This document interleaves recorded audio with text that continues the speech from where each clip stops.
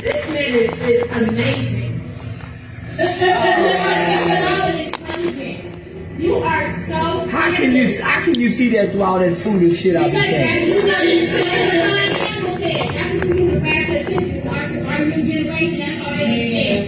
Yeah. So that's how you grab the attention when you try to, you switch it around. They twins. Good evening, everyone. Y'all know what time of day it is.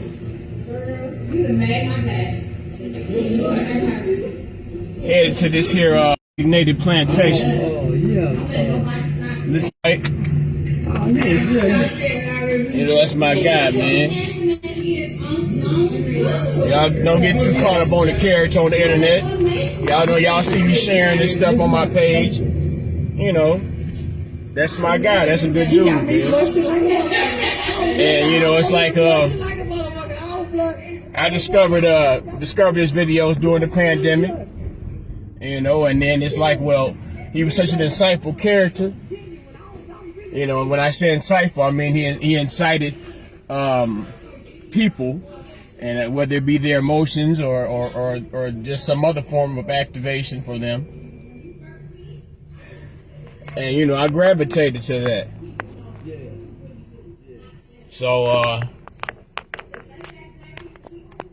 you know, I listened and I listened. Like, for example, today, I'm just gonna go today. Today, I'm listening to him.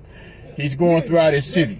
This is a person who's known as a community advocate for his city, and he went all. You know, there's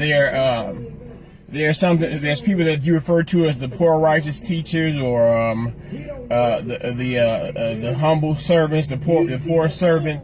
Well, you know, for lack of better.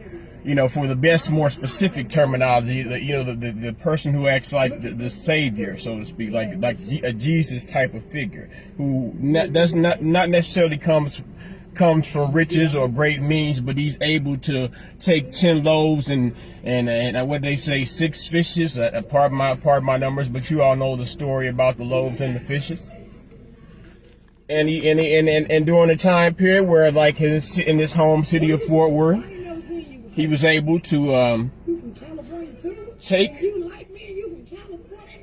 what he learned, because I mean, I don't know whether necessarily you know the history of Mr. Charleston White. He was convicted of the murder of a white man in the early 90s, I believe, during the course of a robbery. And due to the fact he was given a second chance underneath the, I guess he was sentenced prior to the original Biden crime bill. So he was able to appreciate the benefit of having the option to be paroled out at the age of 18. Now, he didn't parole out at 18 because he wasn't ready at the time. You know, they were about to send him to prison, but some guards stood up for him, and they convinced the judge or whomever, the parole board or whomever makes that decision to send the young boys to prison after they outgrow the juvenile detention centers. They made the decision to let Mr. Charleston White stay in that juvenile center to the age of 21. And once he left after the age of 21, I guess, you know, say he went about the courses of his life. And within the last 10 years, he's become a prolific community advocate. And at this point, you know, most of you should know he's a very popular social media person. So, let me get to what I mean by the title of my video. Now, you may go to a period. I mean, I guess I can speak for myself. I can't speak for everyone else. I've heard that sometimes everyone goes through a slump, where, you know, they may not feel motivated, they may have went through some challenges, they may be in a particular emotional state of mind where they may feel that this is it for them. This is the rut that they live, this rut that they're in is unfulfilling. And I guess that was easy for a lot of us to do during the pandemic. But I went through my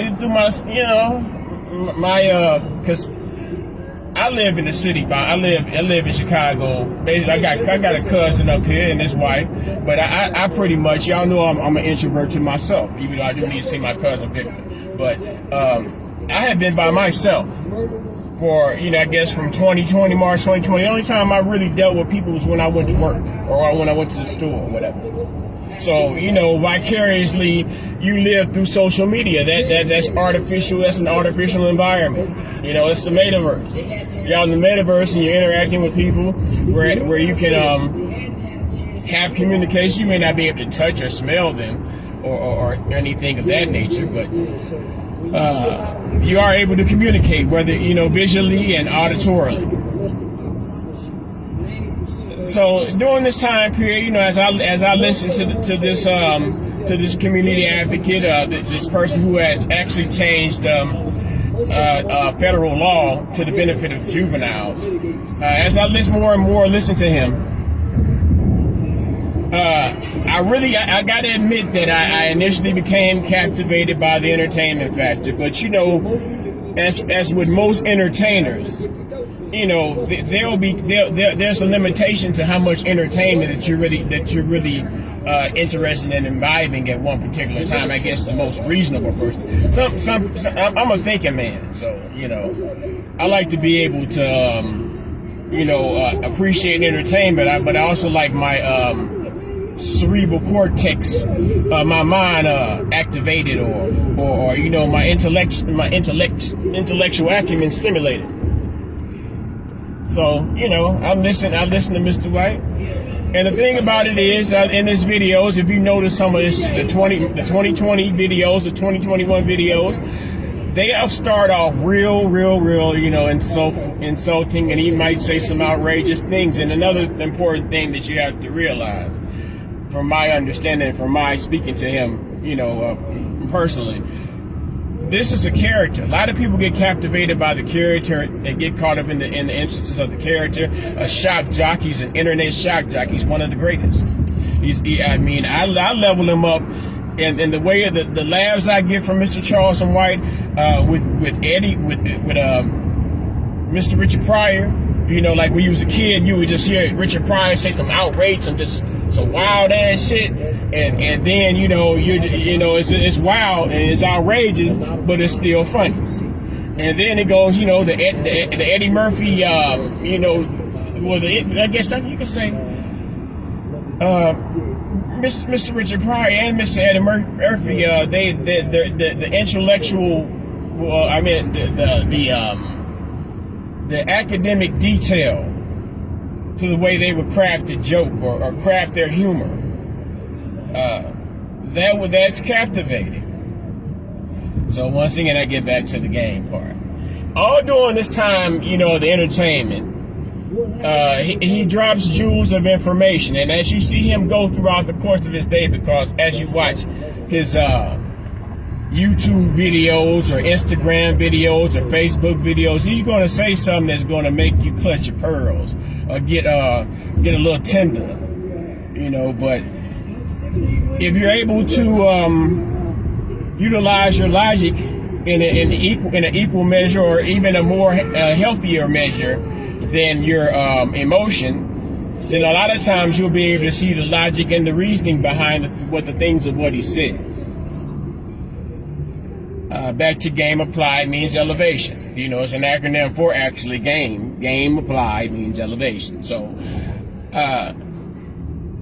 not necessarily speaking only of Mr. Charleston White. Let's say you might have a professor that you had as a student decades ago, and that professor gave you some information, and you can pretty much tie into the various courses of your life where you utilize that information that professor gave you in order to produce constructive results. Now, the colloquial side, the Negro, the African American colloquial side of the game of it. Yeah, motherfucker, you ain't gonna let me, you're just gonna pass me, and you know it's only one lane. These pardon me, I'm driving in Cook County, Illinois. They're so disrespectful with the driving. If you're driving in Cook County, Illinois, you'll understand these people are disrespectful with it, man. They'll see that your lane is running out. They'll let you run up all up on the sidewalk. But game applied means elevation. You took that professor's game, that bit of game that professor gave you, and you didn't even know what it was when you got it. But as you went along the course of living, you figured out, well, that was a jewel, a jewel that is appreciated along the course of time. So it's like, as I've listened, and I mean it, and the entertainment factor and the intellectually stimulating and just the actual reality, this is like better than any reality. Sometimes it's often better than any reality show that you might come in contact with. As I watch Mr. Charleston White and this circle of people, Fort Worth, Fort Worth, Dallas area. I've never really been intrigued. I mean, I thought about Houston, but you know, I thought about Austin. I used to have a friend, the DJ friend lives in Austin. You know, I don't really speak to him too much no more, but hey, you know, it is. But Texas, let me get to Texas. Texas, you know, I never really been captivated by Texas, but it's money in Texas. A lot of motherfucking money in Texas, in the hustle acumen amongst our people, man. When Juneteenth came, it's like some of the seeds of the enslaved Americans that were referred to as niggas by the slave master, which I refer to myself as a descendant, known as nigga, not ER. I can never be a nigger because the nigger went through such type of trauma and physical abuse and things of that nature and exploitation, and still overcame as a slave that I could never, you know, I mean, even if I'm on my way to the plantation to work my 12 hours, my figurative plantation to work my 12 hours, but I still can't be like, well, I still can't compare it to what my ancestors went through, because my ancestors didn't, you know, they didn't have the option to choose whether or not to punch the time card or whether or not to even this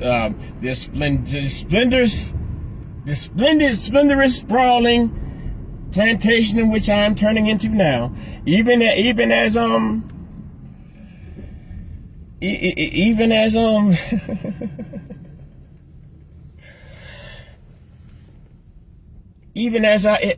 do this, you know, I can't compare it to the lashes of the whip. Ain't nobody whooping my ass to go in here to do quality control for the product that we make here. Yeah, I work in a factory, yeah, and what they call my official title is quality control specialist level 3. There's 4 levels. The last level is tech, but since they're going in a different direction in the company, and they're pretty much going to have to train people on new technology, they're taking a lot of the product makers that we have at this facility out of the building and transporting to Chilhowie, Virginia, which is ironic because that's like 2 hours away from my mom, where my mom lives. But yeah, they're taking them out and moving them to another state. So being a level 4 is not even, why would I train to be a level 4 and it's not even gonna be positions for level 4 there. But game applied means elevation.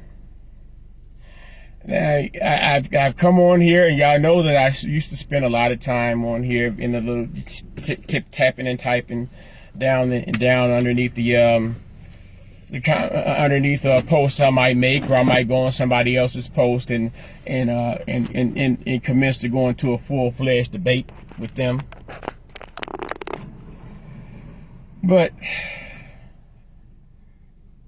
you know, you think about all that time And you spend most and for myself, I would, and I guess I sharpen my sword in regards to conversation and the debate. You spend hours of your time just going back with someone for no necessarily materially constructive purpose. Where you could be out doing something that's materially constructive, but you're just sitting there. I guess it's akin to playing one of them funky ass video games. I have a disdain for video games, and it's really just the fact it's all me anyway. I spent a whole semester of Fisk University playing Street Fighter and fucking Mortal Kombat, and just straight had to do withdrawals. So I blew a semester. But that's, I'm in Candyland, so, Candyland sustained me even in times when I wasn't able to utilize an accounting degree. Now, but there's various types of positions I work, whatever, blah, blah, blah. Game applied means elevation. This internet thing, man, there's a lot of money in it. You spend a lot of your time on it. If you're able, there's multiple ways in which you can read. You want to believe in Dogecoin and all manners of cryptocurrency and non-fungible tokens and i.e. NFTs, and you play the stock market game. And the thing about it is, the importance of it all is branding.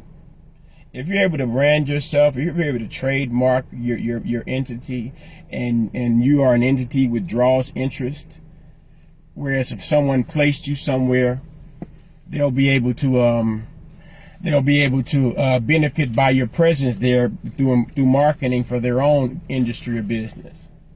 Let's say, for example, you might have a clothing item, or a restaurant or something like that you might want to put in the eyes of many people in a particular type of interest to people.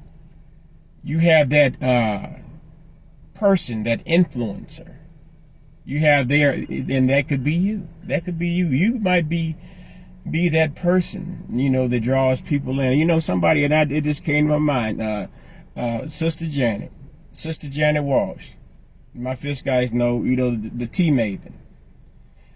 If the T Maven's personality is so cold that it's universal, and she could pull people in to buy her own product. It's not necessarily that you have to set yourself up to wait for somebody else to sponsor you. You could have your own product. This is the type of information that I received from Mr. Charleston White. So so that's why I labeled this video game applied means elevation. There's much more to it, but however, I'm at Candyland, where I take my stand and I make my best. I'm out to get this internet money, people. And there's plenty of money to get. So, I'm just playing my position, and I'm doing my work. And I'm making sure, you stay ready. If you stay ready for whatever opportunity might arise, you don't have to prepare for it. Prepare for readiness. If you stay ready, you don't have to get ready. I don't know if I remember that song. So it was one from the West Coast, something like that. But yeah, man. Look at Patsy's only boy. Miss Patsy, I love my mama. If don't no woman on this earth love me, my mama do. And I imagine my sisters, they have a little bit of adoration for your boy as well, so. But nevertheless, I got to go head on my functions. I could really sit here and talk to you all evening, but duty calls. Peace and love, y'all, man. Pray, send some goodwill and spirit support your boy, because these 12 hours be feeling like an eternity. Please believe it. Peace and love, y'all. Bye.